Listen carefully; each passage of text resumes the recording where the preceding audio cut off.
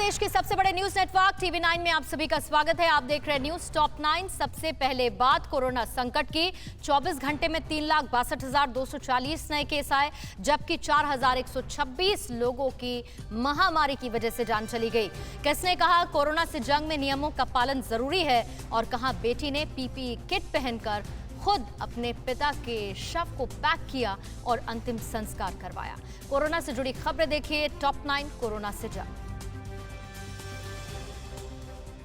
देश में 24 घंटे में कोरोना संक्रमितों के 3,62,000 से ज्यादा मामले सामने आए हैं, जबकि एक दिन में 4,126 मरीजों की जान महामारी की वजह से चली गई। देश में एक्टिव केस भी 37,06,000 के पार पहुंच चुके हैं। 24 घंटे में 3,51,000 से ज्यादा मरीज ठीक होकर अपने घर गए। महाराष्ट्र और कर्नाटक से पिछले 24 घंटे में आए मौत के आंकड़े परेशान करने वाले हैं। महाराष्ट्र में एक दिन में महामारी से 816 लोगों की जान चली गई, जबकि कर्नाटक में 516 लोग मारे गए। दोनों ही राज्यों में एक्टिव मरीजों की तादाद भी देश में सबसे ज्यादा है। महाराष्ट्र में करीब 5,46,000 एक्टिव केस हैं, जबकि कर्नाटक में 5,92,000 से ज्यादा।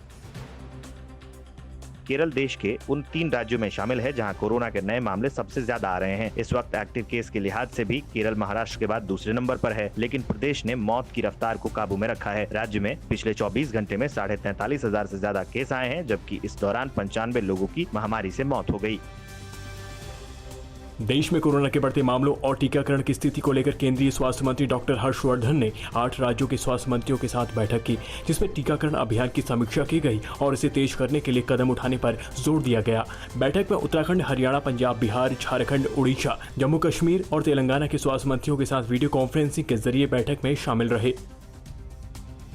पश्चिम बंगाल में चुनाव के बाद संक्रमण की स्थिति विस्फोटक हो गई है। कोलकाता और नॉर्थ 24 परगना की हालत तो बेहद खराब है। कोलकाता में पॉजिटिविटी रेट 48% और नॉर्थ 24 परगना में 44% तक पहुंच गया है, यानी लगभग हर 2 में से 1 व्यक्ति कोरोना संक्रमित हो चुका है।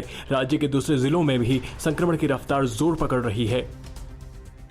अलीगढ़ मुस्लिम यूनिवर्सिटी ने जहां कोरोना वायरस ने कहर बरपाया है, AMU से जुड़े 40 से ज्यादा लोग पिछले 23 दिनों में अपनी जान गंवा चुके। वहीं शहर के महावीरगंज बाजार में कोविड प्रोटोकॉल की धज्जियां उड़ाते दिखे। लोग इतनी ज्यादा संख्या में थे कि यहां जाम जैसे हालात बन गए। वहीं बाजार में लोगों की भीड़ पर पुलिस प्रशासन सिर्फ पल्ला झाड़ रहा है और सख्ती से नियम पालन करवाने की जगह नियम तोड़ने वालों का चालान काटकर खानापूर्ति कर रहा है। बक्सर में गंगा नदी में मिले शव पर बिहार और यूपी के बीच तकरार जारी है। बक्सर जिला प्रशासन ने फिर दावा किया है कि चौसा में मिले शव यूपी के गाजीपुर से बहकर आए हैं। बिहार के अफसरों ने कहा है कि यूपी बिहार की सीमा पर उन्होंने गंगा में बड़े बड़े जाल लगाए हैं। जाल लगाने के बाद भी यूपी से आए कई शव उसमें फंसे मिले। इससे जाहिर हो गया है कि शव यूपी से बिहार आ रहे हैं।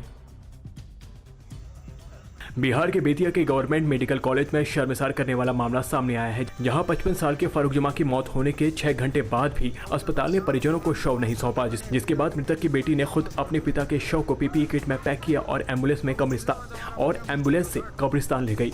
मामले ने अस्पतालों और सरकारों के दावों और वादों की पोल खोलकर रख दी है। आंध्र प्रदेश के विजयवाड़ा के रेलवे अस्पताल में बड़ा हादसा होने से टल गया। हादसा उस वक्त हुआ जब अस्पताल में ऑक्सीजन टैंक में ऑक्सीजन भरी जा रही थी। तभी अचानक ऑक्सीजन टैंकर की वॉल्व से ऑक्सीजन लीक होने लगी। कुछ ही समय में ये पूरे अस्पताल के बाहर इलाके में फैलने लगा। अस्पताल में रेलवे के करीब 300 कोरोना पीड़ितों का इलाज चल रहा है। हालांकि हादसे में जानमाल का नुकसान की कोई खबर नहीं है। प्रधानमंत्री मोदी को विपक्षी नेताओं ने क्यों चिट्ठी लिखी? वैक्सीन की कमी से कहां पर रुका है 18 से 44 उम्र वर्ग वालों का वैक्सीनेशन, और कहां से पकड़े गए ऑक्सीजन के नाम पर ठगी करने वाले 4 शातिर? देखते हैं टॉप 9 कोरोना अलर्ट। कई राजनीतिक दलों के नेताओं ने प्रधानमंत्री के नाम साझा चिट्ठी लिखी है। इसमें आरोप लगाया गया है कि कोरोना महामारी पर विपक्ष के समय समय पर दिए सुझावों को केंद्र सरकार हमेशा नकारती रही, जिसके नतीजे में आज देश के सामने ये भीषण संकट खड़ा है। चिट्ठी लिखने वालों में सोनिया गांधी, ममता बनर्जी, शरद पवार, उद्धव ठाकरे, MK स्टालिन, अखिलेश यादव, सीताराम येचुरी समेत कुछ और नेता शामिल हैं।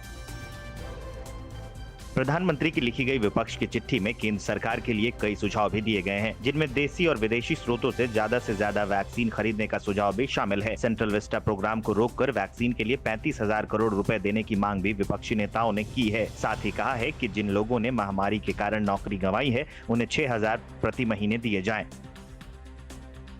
महाराष्ट्र और कर्नाटक में आखिरकार 18 से 44 उम्र वर्ग के लोगों का वैक्सीनेशन रुक गया है। महाराष्ट्र के स्वास्थ्य मंत्री राजेश टोपे ने कहा है कि वैक्सीन की कमी की वजह से मजबूरन ये फैसला करना पड़ा। टोपे ने कहा कि 45 साल से अधिक उम्र वालों को वैक्सीनेशन का काम जारी रहेगा। आगे वैक्सीन की सप्लाई पूरी होने पर दोबारा 18 से 44 साल उम्र वर्ग के लोगों को वैक्सीन लगाई जाएगी। कर्नाटक में भी वैक्सीन की कमी के चलते ही उस उम्र वर्ग का वैक्सीनेशन रोकना पड़ा। राजस्थान में समय पर वैक्सीन की सेकेंड डोज मिलने पर भी आफत आ गई है और ये परेशानी 60 साल से ज्यादा उम्र के लोगों के सामने खड़ी हो गई है। राजस्थान में 60 प्लस वाले 52,20,738 लोगों को वैक्सीन की पहली डोज दी जा चुकी है, लेकिन इनमें से 15,07,090 लोगों को ही दूसरी डोज लगी है, यानी 37 लाख से ज्यादा लोगों को दूसरी डोज लगना बाकी है। इनमें से करीब 27 लाख ऐसे लोग हैं जिन्हें पहली डोज लगवाए हुए 40 दिन से ज्यादा हो चुके हैं। राजस्थान में 45 से 59 आयु वर्ग के लोगों की वैक्सीन की दूसरी डोज के सामने भी संकट खड़ा है। राज्य में इस उम्र वालों के 42 लाख से ज्यादा लोगों को दूसरी डोज लगनी है, लेकिन तमाम सेंटर्स पर दिख रही वैक्सीन की कमी से इनके वैक्सीनेशन के सरकारी दावों पर सवाल उठ रहे हैं। दिल्ली के करोल बाग में ऑक्सीजन सिलेंडर, कंसंट्रेटर और रेमडेसिविर इंजेक्शन दिलाने के नाम पर ठगी करने वाले 4 बदमाश पकड़े गए हैं। ये मरीजों के परिजनों से फर्जी बैंक अकाउंट्स में पैसे मंगवाकर ठगी करते थे। इसके लिए ये शातिर बाकायदा इंटरनेट पर विज्ञापन लेते थे। पूरा गैंग झारखंड के जामताड़ा से ऑपरेट होता था। पुलिस ने इनके 22 बैंक खाते सीज करने के साथ 20 से ज्यादा सिम कार्ड बरामद किए हैं। हरियाणा में 18 दिनों में ऑक्सीजन से लेकर कोविड की दवा की कालाबाजारी करने वाले 67 लोग पकड़े गए हैं। इन कालाबाजारियों से 409 ऑक्सीजन सिलेंडर और 130 रेमडेसिविर इंजेक्शन बरामद हुए हैं। हरियाणा के डीजीपी मनोज यादव के मुताबिक ज्यादातर गिरफ्तारियां हेल्पलाइन नंबरों पर मिली सूचना के आधार पर हुई हैं। ऑक्सीजन के नाम पर ठगी करने वालों से जब TV9 भारतवर्ष ने बात की तो उन्होंने कई राज उगल दिए। कितने पैसे आपको मिलते थे अकाउंट खुलवाने के बदले में? 13,000 रुपए मिलते थे। 13,000 रुपए। कौन आपको ये आदेश देता था अकाउंट खोलने के लिए? विकास। वो कहाँ पे रहता है? बिहार में। कि आप खाता खुलवाओ, टैक्स बचाने का काम है, कोई दिक्कत नहीं आएगी, कोई इशू नहीं है अकाउंट में। अकाउंट में हमारा अपना खुद का पैसा टर्नओवर करेंगे, हम टैक्स बचाएंगे, आपको हम पैसे देंगे। उत्तर प्रदेश के लखनऊ में जिला प्रभारी अधिकारी रोशन जैकब ने 3 अस्पतालों के खिलाफ FIR दर्ज करने के आदेश दिए हैं। इन अस्पतालों पर कोविड प्रोटोकॉल के उल्लंघन, मरीजों से अधिक बिल और मनमानी करने के आरोप लगे हैं। अस्पतालों ने मरीजों के परिजनों से सरकार के तय किए गए शुल्क से 80% से ज्यादा बिल वसूला है। अब तीनों अस्पतालों के खिलाफ कार्रवाई के आदेश दिए गए हैं। प्रधानमंत्री की अगुवाई में हुई ऑक्सीजन और दवाओं पर बैठक, युद्ध स्तर पर हो रहा है रेमडेसिविर का उत्पादन और अमिताभ बच्चन ने कोरोना को हराने के लिए कोविड योद्धाओं को क्या संदेश दिया। कोरोना को हराने वाली खबरें देखिए टॉप 9, हारेगा कोरोना।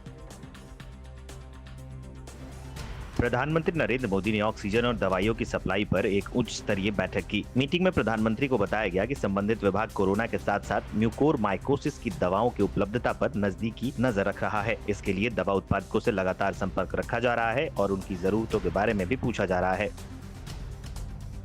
कोरोना से जुड़ी दवाओं पर उच्च स्तरीय बैठक में प्रधानमंत्री ने पिछले दिनों उत्पादन में हुई बढ़ोतरी पर संतोष जाहिर किया। प्रधानमंत्री ने कहा है कि भारत में फार्मा सेक्टर काफी मजबूत है और सरकार लगातार उनके साथ मिलकर काम कर रही है। पीएम ने बैठक में ऑक्सीजन की उपलब्धता और सप्लाई की भी जानकारी ली। महाराष्ट्र में लॉकडाउन की अवधि बढ़नी तय दिख रही है। राज्य सरकार के मंत्री असलम शेख ने कहा है कि लॉकडाउन बढ़ाना इसलिए भी जरूरी है क्योंकि ऐसा करने पर ही हम संभावित तीसरी लहर के लिए तैयारियां कर सकते हैं। असलम शेख ने केंद्र से वैक्सीन की बाहर से खरीद के लिए तय शर्तों में ढील देने की भी मांग की है, जिससे कि अगले 3 से 4 महीनों में हर किसी को वैक्सीनेट करने का लक्ष्य पूरा किया जा सके। कोरोना मरीजों के लिए संजीवनी साबित हो रहे रेमडेसिविर का उत्पादन इन दिनों युद्ध स्तर पर हो रहा है। मुंबई से 95 किलोमीटर दूर पालघर में रेमडेसिविर इंजेक्शन की फैक्ट्री में पहुंचकर TV9 भारतवर्ष की टीम ने जायजा लिया। इस फैक्ट्री में हर रोज करीब 55,000 इंजेक्शन का उत्पादन हो रहा है। कंपनी ने एक इंजेक्शन की कीमत 3,000 रखी है, लेकिन इसी इंजेक्शन को कुछ लोग इन दिनों कालाबाजारी कर 20 से 30,000 तक में बेच रहे हैं। देश में बुधवार को कुल वैक्सीनेशन का आंकड़ा 17 करोड़ 70 लाख तक पहुंच गया। देश भर में एक दिन में कुल 17,07,000 लोगों को वैक्सीनेट किया गया। इनमें 18 से 44 साल के करीब 4,10,000 लोग शामिल रहे। हालांकि कई राज्यों में वैक्सीन की कमी से टीकाकरण की रफ्तार धीमी भी पड़ी है। हरियाणा में कोरोना संक्रमित मरीजों के लिए ऑक्सीजन की होम डिलीवरी शुरू कर दी गई है। ऑक्सीजन HRY.in पर कोई भी अपनी डिटेल और डॉक्टर का प्रिस्क्रिप्शन या ऑक्सीजन लेवल दिखाते हुए अपनी फोटो अपलोड करके ऑक्सीजन होम डिलीवरी के लिए एप्लीकेशन दाखिल कर सकता है और जरूरत के हिसाब से उनके घर पर ही तुरंत ऑक्सीजन भेजी जाएगी। फैसले के बाद अब घर में आइसोलेट मरीजों और उनके तीमारदारों को ऑक्सीजन के लिए भटकना नहीं पड़ेगा। उत्तर प्रदेश के वाराणसी के माता आनंदमयी अस्पताल के प्रबंधन ने ऑक्सीजन की कालाबाजारी रोकने और जरूरतमंदों की मदद के लिए फ्री ऑक्सीजन बैंक शुरू किया है। निःशुल्क ऑक्सीजन देकर लोगों की सेवा करने वाले इस ऑक्सीजन बैंक के पास 600 जंबो और छोटे सिलेंडर का बैंक है, जो रोजाना जरूरतमंदों को फ्री ऑक्सीजन मुहैया कराकर मदद कर रहा है। सिलेंडर लेने के लिए आधार कार्ड के साथ मरीज के ऑक्सीजन लेवल का चार्ट लाना जरूरी है। सेवा करने वालों ने जरूरत और मांग को देखते हुए 400 सिलेंडर और मंगवाए हैं। पंजाब के जालंधर में गर्भवती डॉक्टर ऋचा चतरथ ने अपने अस्पताल में भर्ती मरीजों के लिए कोरोना वायरस से मोर्चा ले रखा है। ऋचा यहाँ की नोडल अफसर भी है। उन्होंने कोविड मरीजों के लिए डॉक्टर व स्टाफ से तालमेल और दवाइयों से लेकर उनकी अन्य सभी जरूरतों का ध्यान रखने की जिम्मेदारी बखूबी संभाल रखी है। कोरोना महामारी के खिलाफ जंग में डॉक्टर, नर्स और अन्य हेल्थ वर्कर्स आगे बढ़कर लड़ाई लड़ रहे हैं।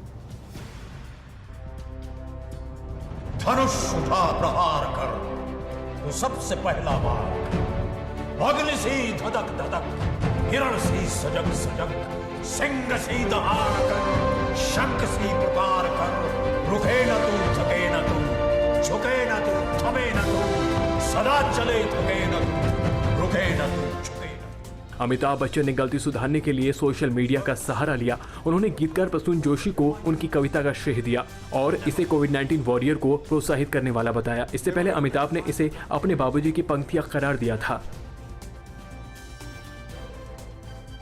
विदेश मंत्री एस जयशंकर ने की सऊदी अरब और कुवैत के विदेश मंत्रियों से कोरोना पर चर्चा। पश्चिम बंगाल के राज्यपाल जगदीप धनखड़ के दौरे को लेकर क्यों है हंगामा और राष्ट्रीय अनुसूचित जाति आयोग के अध्यक्ष क्यों करेंगे बंगाल का दौरा।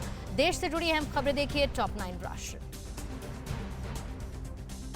विदेश मंत्री एस जयशंकर ने बुधवार को सऊदी अरब और कुवैत के विदेश मंत्रियों से कोरोना महामारी को लेकर बात की। सऊदी अरब के विदेश मंत्री फैसल बिन फरहान अल सऊद से बातचीत के बाद जयशंकर ने कहा है कि इस मुश्किल समय में भारत सऊदी सहयोग अपना योगदान दे रहा है। जयशंकर ने ट्वीट कर भारत के साथ एकजुटता जताने के लिए की गई फोन कॉल को लेकर सऊदी अरब के विदेश मंत्री का आभार जताया। विदेश मंत्री ने भारत में ऑक्सीजन की सहज आपूर्ति सुनिश्चित करने के लिए कुवैत का आभार व्यक्त किया।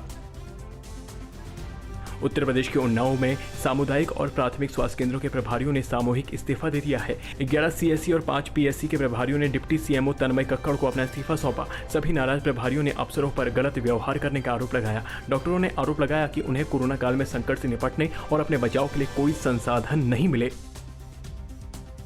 उत्तर प्रदेश के चित्रकूट के जुवेनाइल होम में कोरोना ब्लास्ट हुआ है। यहाँ एंटीजन टेस्ट में सभी बच्चे तो नेगेटिव आए, लेकिन जब आरटीपीसीआर टेस्ट किया गया तब 7 बाल कैदी की रिपोर्ट पॉजिटिव आ गई। जेल प्रबंधन ने हालात से निपटने के लिए तैयारियां कर ली हैं। जुवेनाइल होम में पर्याप्त ऑक्सीजन की व्यवस्था कर दी गई है। सीएमओ ने कहा है कि जैसे बच्चों में वायरस पाया गया वैसे ही बच्चों का इलाज शुरू कर दिया गया।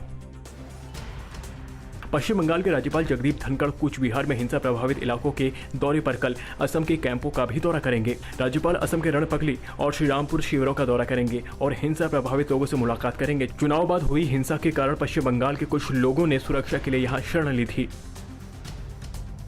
पश्चिम बंगाल के राज्यपाल के दौरे को मुख्यमंत्री ममता बनर्जी ने नियमों का उल्लंघन करार दिया है। ममता ने कहा कि राज्यपाल जी का चुनाव के बाद हिंसा प्रभावित कूच बिहार जिले का योजनाबद्ध दौरा नियमों का उल्लंघन है। उनके मुताबिक मुख्यमंत्री मंत्रियों को दरकिनार कर राज्य के अधिकारियों को निर्देश देने से दूर रहने की सलाह को भी राज्यपाल लगातार नजरअंदाज कर रहे हैं, जो कि ठीक नहीं है। पश्चिम बंगाल में दलितों पर अत्याचार की शिकायतों के बाद राष्ट्रीय अनुसूचित जाति आयोग के अध्यक्ष विजय सांपला 2 दिन के बंगाल दौरे पर जाएंगे। ममता सरकार की आपत्तियों के बावजूद आयोग के अध्यक्ष आज और कल खुद बंगाल में रहकर दलितों पर अत्याचार की शिकायतों की जांच करेंगे। इससे पहले ममता सरकार ने आयोग से अपना दौरा रद्द करने की अपील की थी। जम्मू कश्मीर के अनंतनाग में सुरक्षा बलों और आतंकियों के बीच मुठभेड़ के बाद लश्कर ए तैयबा के 3 आतंकियों को मार गिराया। जिले के कोकरानाग इलाके में आतंकी गतिविधियों की सूचना मिली थी। इसी के आधार पर सुरक्षा बलों की संयुक्त टीम ने इलाके की घेराबंदी कर तलाशी अभियान शुरू किया। इससे पहले शोपियां जिले में 6 मई को हुई मुठभेड़ में 3 आतंकी मारे गए थे। भारतीय रिजर्व बैंक की सलाह पर भारत सरकार ने सॉवरेन गोल्ड बॉन्ड जारी करने का फैसला किया है। वित्त मंत्रालय के मुताबिक सॉवरेन गोल्ड बॉन्ड स्कीम की पहली सीरीज के लिए सब्सक्रिप्शन 17 मई 2021 को खुलेगा और 21 मई 2021 को खत्म होगा। निवेशकों के लिए ये 5 दिनों के समय के लिए ये खुला रहेगा। 25 मई को ये इशू किया जाएगा। भारत में ईद का त्यौहार कल मनाया जाएगा। बुधवार को ईद के चांद ना दिखने की वजह से अब आज चांद दिखाई देगा। उसके बाद शुक्रवार को ईद मनाई जाएगी। दिल्ली, लखनऊ और हैदराबाद में शुक्रवार को ईद मनाने का ऐलान कर दिया गया है। कोरोना के खतरे को देखते हुए लोगों से मस्जिद के बजाय घरों में ही नमाज अता की अपील की गई। कहां पर टेक्सटाइल कंपनी में लगी भीषण आग, कहां पर शराब की दुकान पर वैक्सीनेशन से लंबी लाइन नजर आई और मलाबाद के मशहूर दशहरी आम की फसल पर भी कोरोना का असर पड़ा। राज्यों से जुड़ी खबरें देखिए टॉप 9 देश प्रदेश। यूपी के सीएम योगी आदित्यनाथ ने कहा है कि आरटी-पीसीआर टेस्ट 24 घंटे के अंदर देने की कोशिश की जाए। इसके लिए जरूरी है कि टेस्टिंग लैब को जांच करने की क्षमता के हिसाब से ही सैंपल दिए जाएं। मुख्यमंत्री ने कहा है कि 24 अप्रैल को आए 38,000 केस के मुकाबले पिछले 24 घंटे में 18,125 केस आए, जो राहत की खबर है। उत्तर प्रदेश के नोएडा के फेज 2 इंडस्ट्रियल इलाके में एक टेक्सटाइल कंपनी में भीषण आग लग गई। आग इतनी भयानक थी कि उसकी लपटें बहुत ऊंची ऊंची उठ रही थी। सूचना मिलने पर दमकल की कई गाड़ियों ने कड़ी मशक्कत के बाद आग पर काबू पाया। आग लगने की वजह शॉर्ट सर्किट बताया जा रहा है। हादसे में लाखों के नुकसान की खबर है। उत्तर प्रदेश के नोएडा थाना सेक्टर 49 की पुलिस ने एनसीआर में अवैध गांजे की तस्करी करने के आरोप में 3 लोगों को गिरफ्तार किया है। आरोपियों के ट्रक से 175 किलोग्राम गांजा बरामद किया, जिसकी कीमत करीब 15 लाख रुपए बताई जा रही है। आरोपियों ने ट्रक के केबिन में गांजा छिपा रखा था। पुलिस केस दर्ज कर मामले की जाँच में जुटी है। उत्तर प्रदेश के नोएडा में लॉकडाउन के कारण बंद शराब की दुकान जैसे ही खुली तो इन पर लोगों की जमकर भीड़ देखी गई। वाइन शॉप्स पर टीकाकरण से भी लंबी लाइन शराब खरीदने के लिए लगी नजर आई। शराब खरीदने के चक्कर में लोगों ने न मास्क पहना और न ही 2 गज दूरी का पालन किया। इस दौरान लोगों में धक्का मुक्की भी हुई। हिमाचल प्रदेश के मंडी के पास चंडीगढ़ मनाली हाईवे लैंडस्लाइड के चलते फिर बाधित हो गया। रुक रुक कर पत्थर गिरने से यातायात प्रभावित हुआ। सड़क बंद होने के कारण वाहनों को वाया कटोला बजोरा से डाइवर्ट किया गया। इस दौरान रोजमर्रा के काम करने वालों को काफी परेशानी का सामना करना पड़ा। गुजरात के भरूच जिले में बुधवार को एक वैन और ट्रक की टक्कर से हुए हादसे में 4 महिलाओं समेत 5 लोगों की मौत हो गई, जबकि हादसे में 10 लोग घायल हो गए। पुलिस के मुताबिक हादसा उस वक्त हुआ जब फैक्ट्री में काम करने वाले 15 मजदूर एक वैन से नटरंग से राजपिपला जा रहे थे। कोरोना महामारी के प्रकोप का कहर फलों के राजा आम की फसल पर पड़ रहा है। लखनऊ के मशहूर मलिहाबादी दशहरी आम के व्यापारियों का कहना है कि इस बार फसल खराब होने की वजह से सिर्फ 30% ही आम की फसल तैयार हुई है और कोरोना और लॉकडाउन ने किसानों की कमर बिल्कुल तोड़ दी है। उन्हें अपनी लागत तक निकलने की उम्मीद नहीं बची है। जम्मू कश्मीर के उधमपुर में ईद को देखते हुए ग्रोसरी शॉप्स को 2 दिनों के लिए सुबह 7 से दोपहर 12 बजे तक खोलने की इजाजत दे दी गई है। कोरोना वायरस के मामलों में खतरनाक बढ़ोतरी को रोकने के लिए उधमपुर जिला प्रशासन ने ये ऐलान किया है। फिक्र आपकी, सोमवार से शुक्रवार रात 9 बजे सिर्फ TV9 भारतवर्ष पर।